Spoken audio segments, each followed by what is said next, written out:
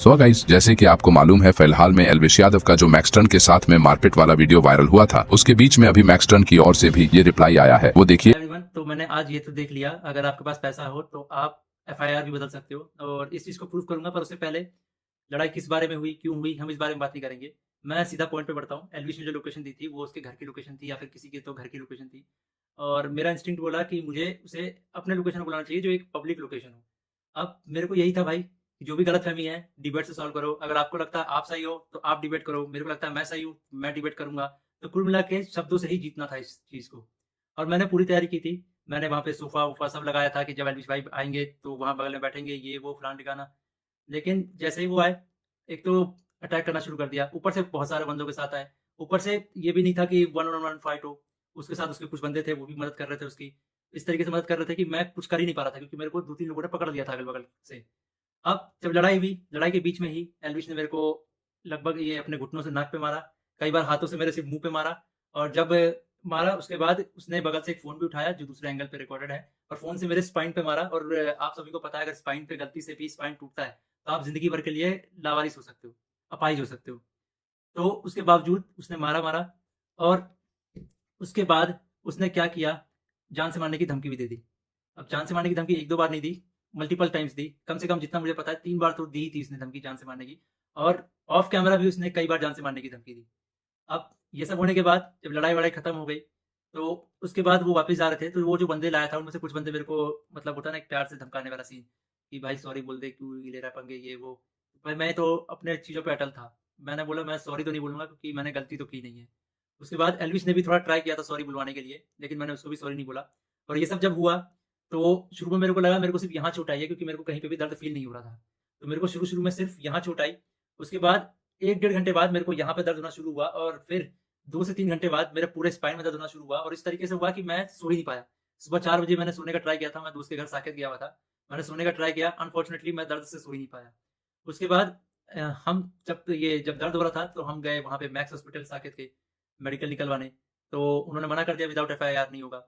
तो मेरा यही था, मेरा दिमाग शॉक में था, एफआईआर हमने की नहीं थी। फिर हमने डिसाइड किया कि दोपहर के 12 बजे के आस-पास हम एफआईआर करेंगे लॉन्च और उसके बाद मेडिकल करवा लेंगे पुलिस की मदद से ही। तो हम गए एफआईआर करने। अब जब एफआईआर करने गए तो हमने पूरा बता दिया कि भाई ये सेक्शन लगाना है, अटेम्प्ट टू मर्डर है, साफ-साफ दिख रहा है। तो जो एसएचओ थे, उन्होंने बहुत अच्छे से बात की। उसके बाद एसएचओ अपने इंस्पेक्टर के फ़ोन में कॉल करते हैं, बोलते हैं कि पूरा इसको ना पब्लिक मत करना, गुप्त तरीके से रखना, हम लोग गुप्त तरीके से लड़ेंगे। मेरे को तभी डाउट था कि एफआईआर को दबाने की कोशिश की जाएगी और वही हुआ। अभी मैंने एक आर्टिकल पढ़ा जिसमें एल्विश के ऊपर एक भी वो सेक्शन नहीं लगा जो मैंने एफआईआर में लिखवाई थी। अटेम्प्ट टू मर्डर का एक भी सेक्शन नहीं है उसमें। तो कुल मिला के मैं क्या समझूँ, अगर आपके पास पैसा हो तो आप एफआईआर भी बदल सकते हो। मतलब हरियाणा में इस तरीके से गुंडागर्दी चल रही है कि एक बंदा आता है, मारता है और उसके खिलाफ कोई एक्शन नहीं होता। उसको पुलिस पकड़ के लेके नहीं जाती। यहाँ पे इस बात को 24 घंटे हो चुके हैं और वो बंदा अभी हँस रहा होगा कि उसको कोई पकड़ के नहीं ले गया, उसको फ़र्क ही नहीं पड़ा होगा। मैं हरियाणा के सीएम खट्टर जी से रिक्वेस्ट करना चाहूँगा कि इस गुंडे एल्विश यादव को अरेस्ट करवाओ। इसका बैकग्राउंड बहुत खराब है, जिस तरीके से यूथ को इंस्पायर कर रहा है, वायलेंस को प्रमोट कर रहा है, उससे साफ-साफ पता लग रहा है यूथ बहुत गलत वे में मोटिवेट हो रही है इससे और ये चीज़ बहुत ही खराब है। तो खट्टर जी, मैं इंडिया के कानून पे बहुत भरोसा करता हूँ, लेकिन अगर यहाँ पे नाइंसाफ़ी हुई, तो एक तरीके से बहुत सारे लोगों को ये तो समझ में आ जाएगा कि इंडिया का कानून सिर्फ़ गरीबों के लिए बना है, अमीरों के लिए नहीं बना है। तो मैं नहीं चाहता कि ये कानून भी, ये एफआईआर भी दब जाए और साफ-साफ पता लग रहा है, दबाने की कोशिश की जा रही है इस एफआईआर को। अगर ये एफआईआर दबता है, तो ये इंडिया के कानून की हार है। मैं आप लोगों से रिक्वेस्ट करूँगा, गुरुग्राम पुलिस को और खट्टर जी को इस ट्वीट में टैग करो और उनपे उनको रिक्वेस्ट करो कि एल्विश यादव को जितनी जल्दी हो सके, इस गुंडे को जितनी जल्दी हो सके अरेस्ट करा जाए। क्योंकि अगर कोई भी ऐसे मार के निकल जाएगा और फिर अपने स्टोरी में डालेगा कि भाई वर्क डन, तो खुल्लम-खुल्ला यही है कि वो वायलेंस को प्रमोट कर रहा है और उसको पता है कि उसका कोई कुछ नहीं बिगाड़ सकता। तो एक तरीके से ये इंडिया के कानून की हार है। तो अभी जो मैं एफआईआर लिखवा के आया था, मुझे उसकी कॉपी भी नहीं मिली और मुझे लगता है मिलेगी भी नहीं। बोला तो वैसे सुबह मिल जाएगी लेकिन आई डोंट थिंक सो क्योंकि आर्टिकल में साफ-साफ दिख रहा है कि एफआईआर के जो सेक्शन है वो बहुत अलग किए गए हैं।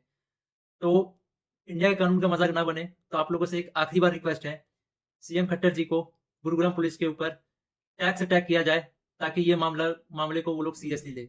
इन द एंड अगर इस बीच में मुझे कुछ भी होता है, मेरे पे कोई भी जानलेवा हमला होता है, इसका ज़िम्मेदार एल्विश यादव होगा या फिर उसके दोस्त होंगे या फिर गुरुग्राम पुलिस होगी जिसने मेरे एफआईआर को पूरा का पूरा बदल दिया और पता नहीं क्या एफआईआर लिख दिया और ये ये इंडियन कानून की बेइज़्ती है, ये तो मैंने देख लिया। कुछ नहीं भाई, अगर तुम्हारे पास पैसा हो तो कुछ भी कर सकते हो, ये तो मैंने देख लिया भाई।